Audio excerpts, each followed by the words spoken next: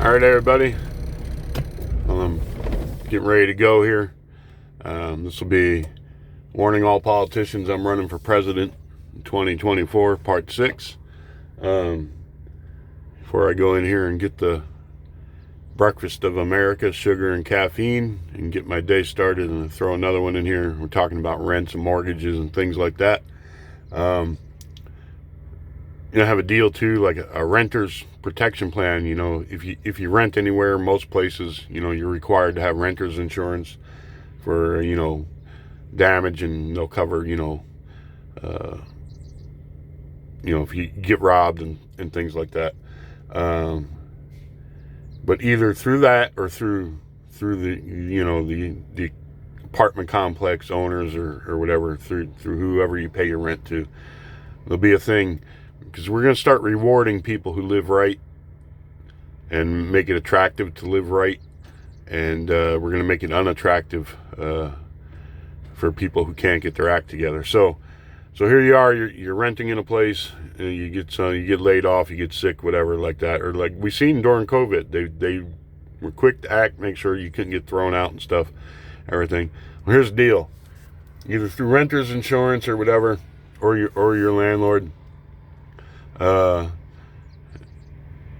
Just like you go and buy a car, you can have extra warranty and stuff and everything. So for an extra $5 a month in your rent or your renter's insurance, here we go. We got this plan, that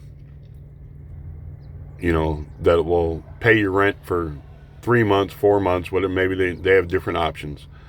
If something should happen. Now I know there's already, you got Aflac and all these other things out there, and types of deals, but most people can't afford to have all that kind of extra insurance.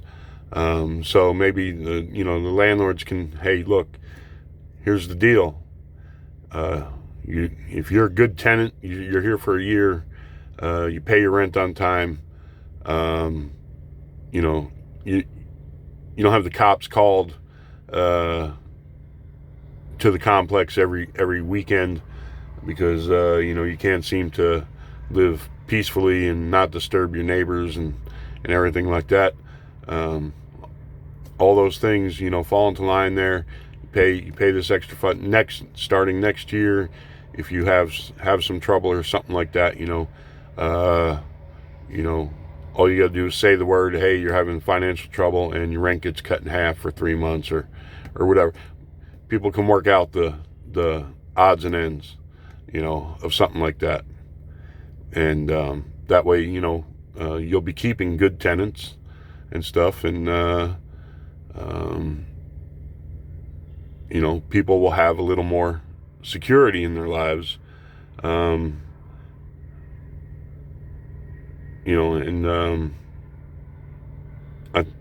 think things like that are a good idea. We'll look into, I hate having the government to mandate anything, but maybe we're gonna, after this COVID stuff and looking at that, maybe we need to, whether it's in state legislatures or a federally mandated thing, here's, if you pay renter's insurance or something, there's got to be a deal like that or something, or like I said, apartment complex might want to look into things like that. So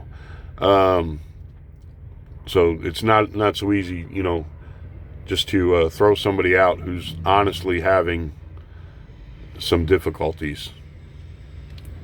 Also going along with that, I was watching, I think it was up there in Massachusetts somewhere, back in the East Coast anyway.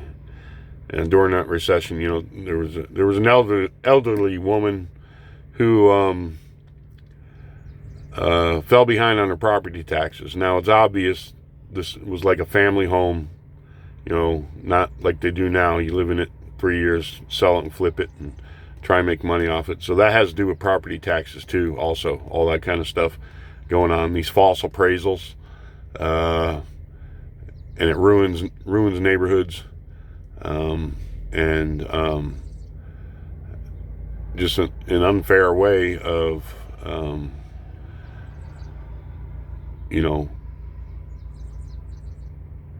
the banks and the creditors and stuff getting you to sell what you got and buy another one, or go out and take an equity loan and all this, false appraisals on homes.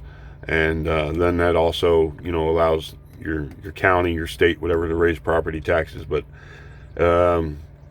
anyways, obvious this elderly woman had lived this town, this home, her whole adult life, at least. She's paid taxes her whole life. Her husband, I'm assuming, was passed away or whatever. Probably, he paid taxes. Who knows, he might even serve this country, all this stuff and everything. Anyway, she gets behind on these property taxes. And so the story was about how much goodwill they were showing this woman, because in order for her to pay off her property taxes and for them not to take her home for back property taxes, she was out there sweeping the streets. Yep. They had her sweeping sidewalks to work off the property tax. Well, there you go. There's a fine how do you do. You're an honest citizen, law-abiding citizen your whole life. You paid your taxes. You might have served your country and everything. Get out there and sweep the sidewalks, or we're taking your house, Granny. We are taking your house, Granny. Is that right? That ain't right. It's a scam. They've paid their share of taxes to that community. At her age, if they've lived there their whole lives, they've paid their share of taxes to support those schools, to support everything in that community.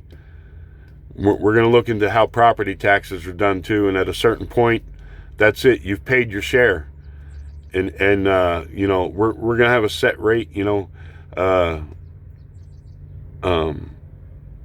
How much land is used. I don't care what you build on it. You build a great big mansion on it or whatever, you can afford that. Go ahead, build your great big mansion, whatever.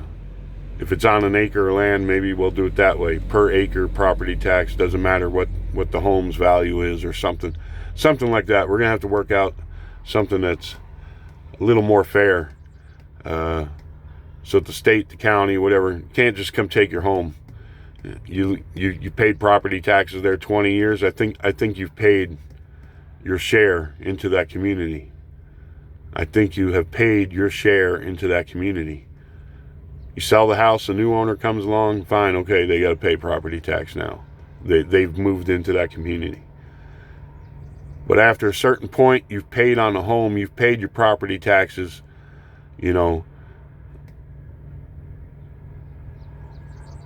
You've paid your share. They shouldn't be able to come and take your home. And they shouldn't be able to raise them because 2 blocks down the street, you got somebody who builds a big-ass mansion. I grew up in Jersey, and if you told me now some of the places I lived in Jersey, there was multi-million-dollar, like $6 million homes, and now I'd be like, you're crazy. But there were, when the hurricane went through last time and stuff. Seaside Heights, I used to work right there where that Ferris wheel was in the water, right across from it, and when I was a teenager. And but if you told me that area down there and stuff and everything, and some of the communities around there, they had all these big high-dollar homes that were destroyed, I'd be like, you're crazy. There was little beach cottages there, a little, not much of nothing that you could rent down there. But anyhow, that's the way it's going to be. Because I know people in Jersey right now who have modest single-family homes are paying like $7,000-9,000 a year or more in property taxes.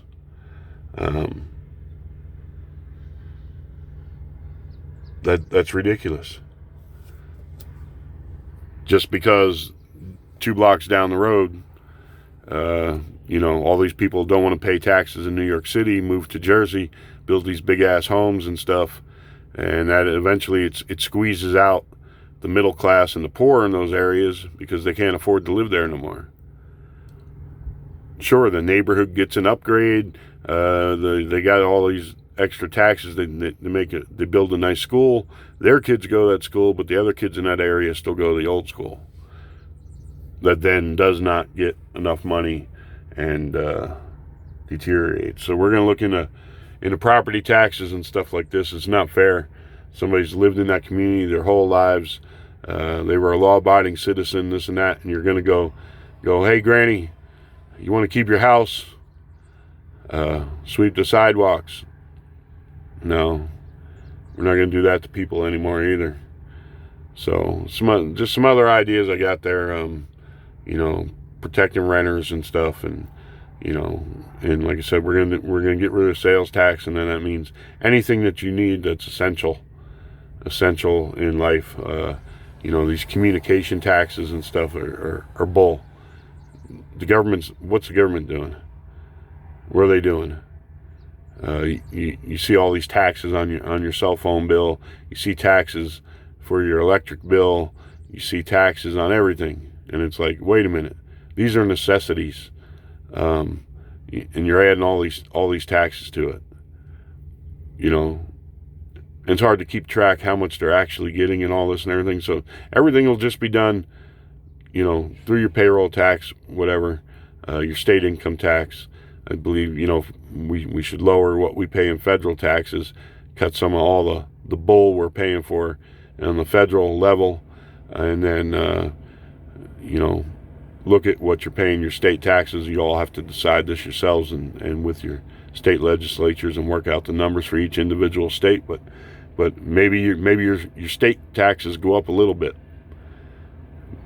But see, you'll have more say over that, because it's a lot easier to confront, your governors and your state legislatures right there in your state about what's being done with your money than it is, we all can't go to Washington, D.C. and get contact and say, hey, you need to do this and that and everything else about, what you're spending federal, income tax money on. We just don't have that much of a say over what they do with federal income tax. But on the state level, you can have more of a say and be there and wrangle in these politicians who think, our income is just there for them to take willy-nilly. They got a checkbook out, writing checks, money ain't, hey, give me that option. I can go out and spend money like water, and it's not coming out of my account. I want that option, Mr. Politician. So we're gonna reorganize what we can, all these types of things, and we're gonna make these state governments and legislatures be accountable, and we're gonna get off that federal nipple for all these programs and things, and all these bogus taxes, and make life better and easier for the law-abiding working citizen, and we're going to make life harder for criminals and people who just can't seem to get their act together. Just can't. Been busted, arrested 2-3 times for meth or whatever, and all this and everything. Why do we have to deal with you anymore? Why? We're tired. We're done with it. We have feed you, clothe you, give you free medical, dental, all this kind of crap and everything. You got kids that can't get a school lunch. I'm sorry. Give me a choice between two. Give the average person a choice between two. They'll pick the kid every time. So you want to keep playing out there? You want to keep playing with all this crap? And think society cares about you? You can't get through life without having to deal with the cops, living a criminal life and stuff? Society don't care about you no more. We got to look towards the future. We have got to look towards the future. All right. Wish you all the best out there. Just want to throw those ideas out there, and other things, that we need to get done, we'll get done. So there you go. Wish you all the best out there. God bless. Adios.